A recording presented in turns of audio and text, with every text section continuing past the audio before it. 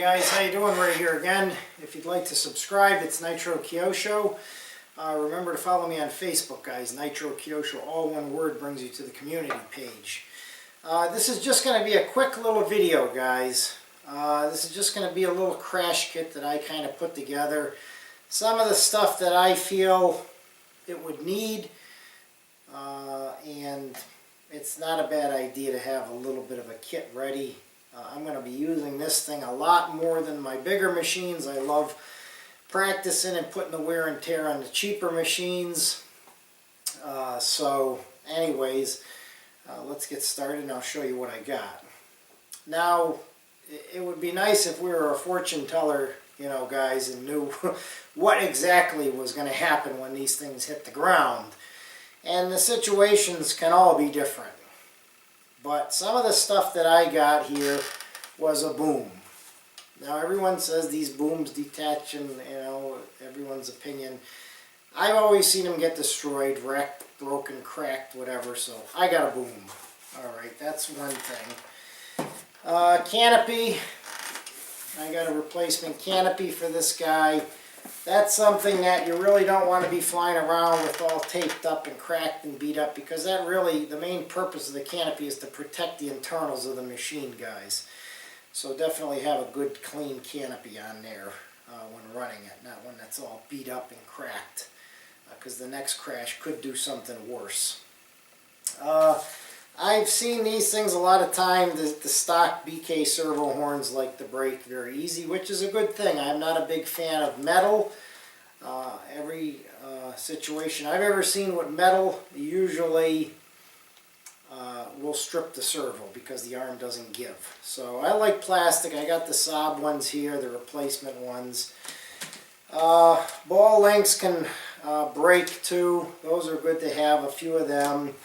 And an extra skid, and that's and I have also a set of the Zeal blades here. So I mean, I've gotten stuck in the past, guys, with overbuying and then selling. I'm in a situation right now. I'm selling my TRex 450L Dominator to a good friend, and I've got a bazillion extra parts for it. So, you know, I'm an impatient guy. I don't like to wait. Every time I have an accident or something, then you go to buy a part, and that one part you need is sold out. So, anyways, these are just a few of the things that I got. And probably one of the first questions I'm going to ask is no shafts. The shafts on these machines, for some reason, are very, very strong. And that's a good thing. And hopefully they don't change that. The spindle shaft, the main shaft on this guy, and the tail. I've seen a 500 completely annihilated and none of the shafts bent. So I didn't bother to get any shafts for it. So just a couple of little things, guys, just to get the thing looking back presentable. The tail blades usually don't break. The plastic ones are pretty flexible. You know, and you obviously don't want to go stocking up on spare servos and expensive things like that. But from my experiences and the things I've seen in the past on different models, and hopefully you don't have a bad crash. Nobody wants to have a bad crash where you get frame damage or anything like that. But canopy, main blades, boom, a set of skids, servo horns, brake, ball links. And for me, that's about all I'm going to get at this point, just to have on hand. One thing I want to touch on, guys, quickly. I had a subscriber kind of get all riled up with me because he apparently had been watching my channel for a while, and he saw the video I put out about this, the Goblin 380 versus the Dominator, which flew better, and I said this did, and he didn't like that because apparently he went out over the winter and bought 5 TRex helicopters. Now I try to tell him there's nothing wrong with TRex helicopters. I got one back here and I love it, okay, 700. And I think the level that he's at, he's not going to pick up a Goblin and notice the difference. And the other big thing is I would not have wanted to learn with a Goblin. They're very expensive to fix and is not something you'd want to be beating up. Okay, so I don't think you made a bad decision, guy, by buying all those T-Rex helicopters. I think you're going to love them, and I think you're going to have a lot of fun and a lot of success with them. So I wouldn't think that was a bad decision that you made. Remember, guys, my opinion is just my opinion. It's not set in stone. Okay. The other question that I've been getting asked a lot is, Ray, what happened to the other skids? Well, I had watched two of my videos, one with these set of skids sitting on the table and one with the other set of skids.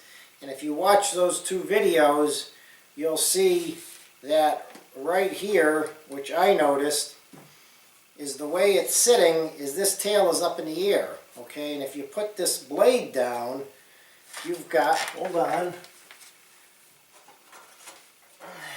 from where that blade stands, you've got about 2 1/4 inches, guys, of that tail blade up off the ground.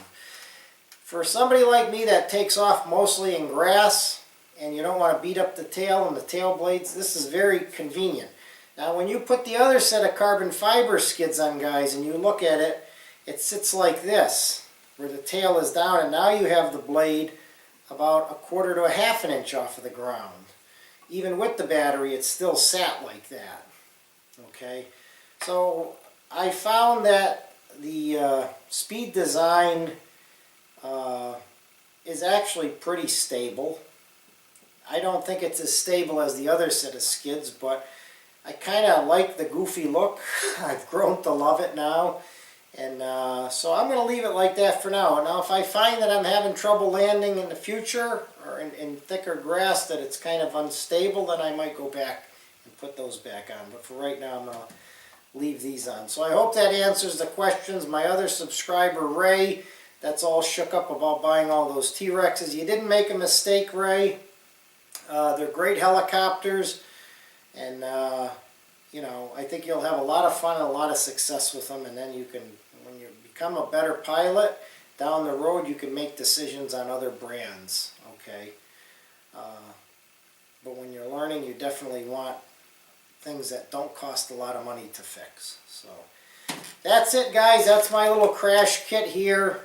I wanted to have the Goblin on the table because if I did the crash kit without it on the table, guys would be asking me if I smashed it. No, I didn't. Here it is. Here's the parts. Anyways, thanks for watching, guys. And that's just a little crash kit from HealyDirect.com. And thanks to my friend Long Vu and great customer service.